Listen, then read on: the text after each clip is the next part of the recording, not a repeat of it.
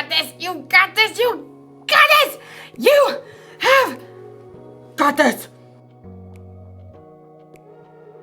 Yay! Yeah! Now we're focused. Hey everyone, it's Erica. You might be wondering what I'm doing talking to myself in the mirror. Hey, what's up? How you doing? Well, I decided I needed a little encouragement because it's been sort of a hard week. You see, a few days ago, my aunt was stuck at home with a broken leg. So I took some soup to her house, but then her dog peed on my shoe. And then I slipped and spilled the soup all over the place. And then the next day, I was walking home from the library and a car drove through a puddle next to me and splashed water all over me and all over my library book. Are you kidding me? Then, yesterday, I tripped over a sleeping cat and I fell into a prickly rose bush. Ow. So, it's been one of those weeks. And I'm trying to encourage myself to have a better day. But it's going to take faith. Faith is trusting in what you can't see because of what you can see. So even though I still have a few scratches from yesterday's catastrophe, I have faith that today will be better. See?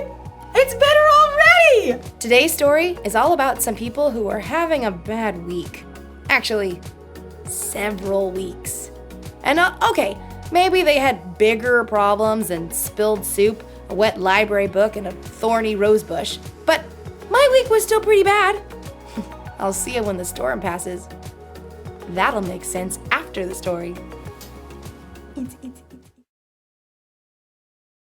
The Bible. It's 66 books of history, stories, letters, and poetry that fit together to form God's one big story.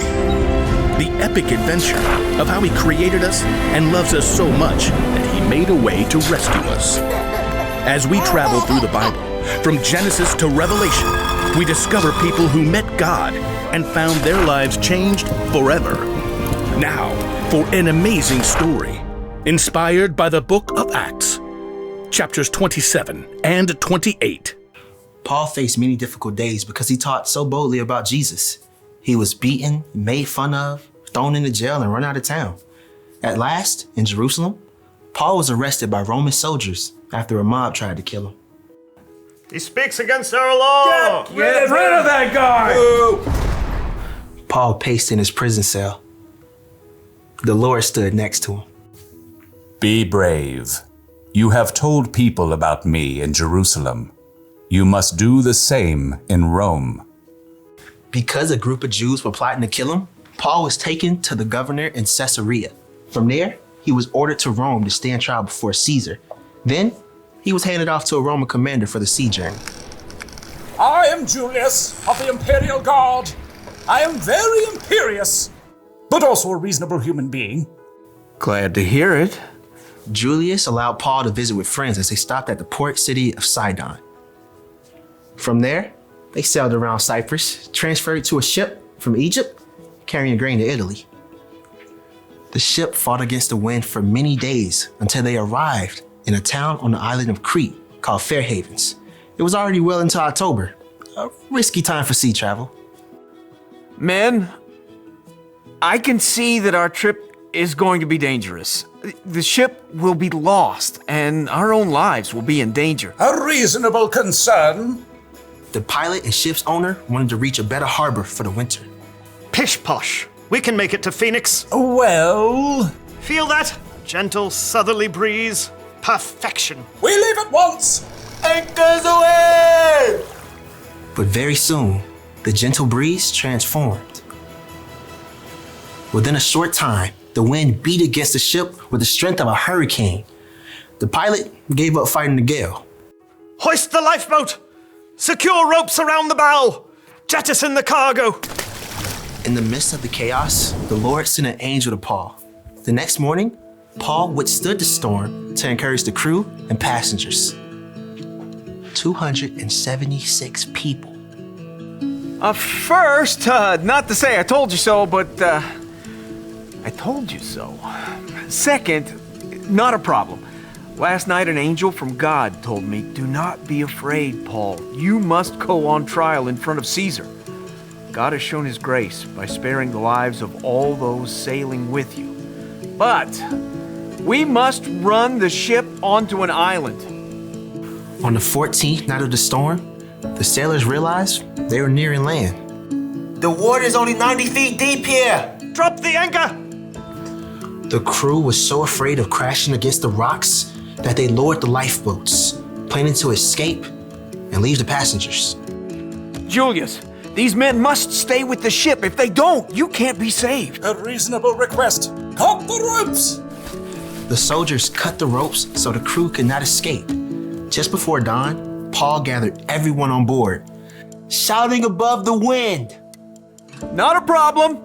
None of you will lose a single hair from your head. Now, I'm asking you to eat so you can live. Paul took bread and thanked God. He then broke the bread and ate it. Everyone was filled with hope while they had some food to eat as the gray morning dawned. There's the beach! Lift the anchors and we'll run her aground! But as the pilot steered desperately for shore, the ship hit a sandbar and began to break into pieces. The soldiers were planning to kill Paul and the other prisoners to keep them from swimming to freedom. Stop! Don't hurt them! Paul must live! Everyone overboard! Swim to land or grab a piece of the wreckage! Miraculously, everyone made it to shore, just as God had promised. Welcome to Malta. The people of Malta were unusually kind as they built a fire to welcome this large group of wet and stranded visitors. I'll fetch some more firewood. Paul tossed sticks into the fire. Then, a deadly snake slithered out and sunk his teeth into Paul's hand. This man must be a murderer. The gods won't let him live. Not a problem. Totally fine. Paul simply shook the snake into the fire. When the people saw he was unharmed, they decided he was a god. Publius, a chief official, welcomed Paul and the others into his home. Take whatever you need. Paul discovered that Publius, his father, was very sick, so he prayed. Jesus, please, heal this man. Publius, his father, was made well. All the sick people on the island flocked to see Paul, and they too were healed. Paul had so much respect on Malta that when it was time to leave, the people of Malta gave him all the supplies they needed. Bon voyage! At long last, Paul neared Rome. The believers had heard he was on his way and traveled to meet him. Welcome to Rome! I thank God for you all. In Rome, Paul was allowed to live in his own home, under guard. For 2 years, he welcomed anyone who came to see him. He told Jews and Gentiles alike the good news of Jesus, just as God promised he would.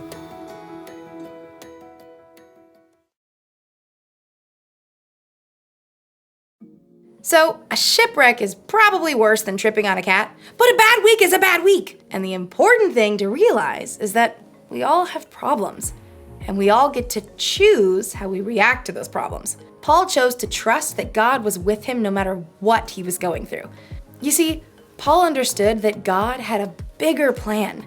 Ever since Paul came to know Jesus as God's son, he had devoted his life to telling others about Jesus. And Paul knew that no matter what problems he faced, they were worth it if it helped him spread the good news of Jesus to the world.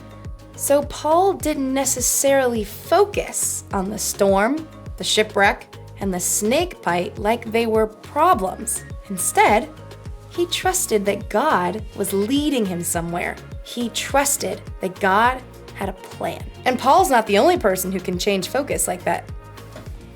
We can too! When we hope and trust in Jesus, it can change how we look at our problems. That's the one thing to remember today. Knowing Jesus changes the way you see your problems.